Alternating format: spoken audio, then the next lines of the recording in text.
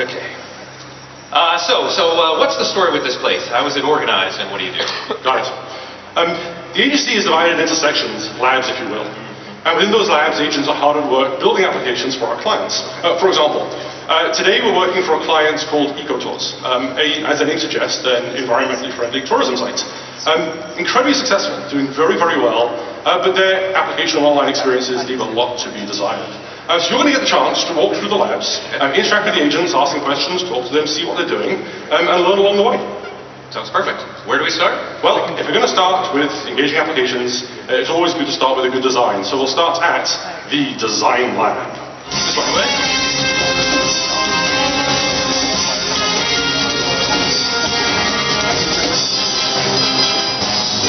I'm thinking, if we're going to defeat status quo, we should probably have some good pieces of animation in there. And you know, for an agent of my caliber, creating really high-end Flash animations is no problem. But there might be a couple of the newer agents who would probably struggle a little bit with this. But we need to be able to simultaneously have high-grain control over really complex animations for me, but the ability to get them productive really quickly.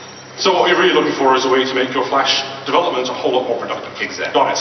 Fortunately, we just shipped Flash CS4, and here is Agent Doug to tell you about the productivity features in this new version. Hello, agents. I want you to pay close attention to this demonstration. Okay. So in here, I already have worked on a little bit of stuff in Flash, but we have an exceptional print department here at the agency, which uses InDesign. So the print design from InDesign, I've been able to bring into Flash using XFL, which really increases my productivity and my efficiency. Now, when I bring everything into Flash from XFL, all the things, just like text, are still editable. So I can be able to go in here and still change this text. In this case, I want to change it from Brisbane to Hobart. There, I've been able to make that change right in the application. Next thing I want to do is I want to create a small animation. I have this graphic here, but I want to animate from Brisbane down to Hobart. To do this, I just right-click on the graphic, say Create Motion Tween, and it prompts me along the way. I then drag it down to where it needs to go, and the animation is created. If I want to extend this, I click and drag the timeline to how exactly long I want it to be. But I actually need it to go to Sydney and Melbourne on the way, so I can click in here, move it to its desired location, and very quickly be able to create a point-to-point animation. But there's more. I can click and drag this and add a curve to it, creating a really smooth curved animation in just a few seconds.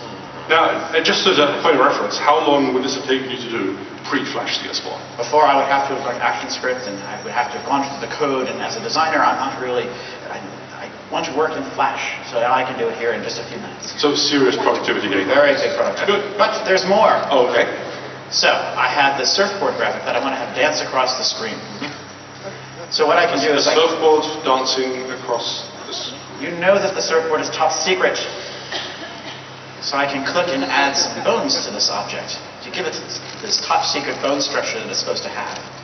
I can click and be able to take this and use those bones to give it animation. Very nice. Now, that's a really realistic use case. it is extremely yes.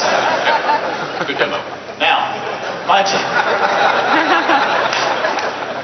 my animator friend that was able to create a finished version of this is combining the new motion path with the IK animation that I use with the bone tool. I can right-click this and say Save as a Motion Preset. And now, if I want to apply this to my finished application, I can go into my final application here, double-click in here, bring in the surfboard, and then in just one click, I can access that same motion preset that I saved, apply, and then it's applied directly exactly as it was by my animator in the other Flash file. And then in Flash CS4, I can output all of this directly to Air as a desktop application. That's great, mate. Thank you, Agent Doug. Perfect. Serious productivity gains in Flash CS4, although that image leaves a lot to be desired. That does not meet standards. I completely agree. I actually have sent this photo to Agent Nicole, who can show you how we can change it in Photoshop CS4. Very good. Okay, thank you. Okay, so serious productivity gains in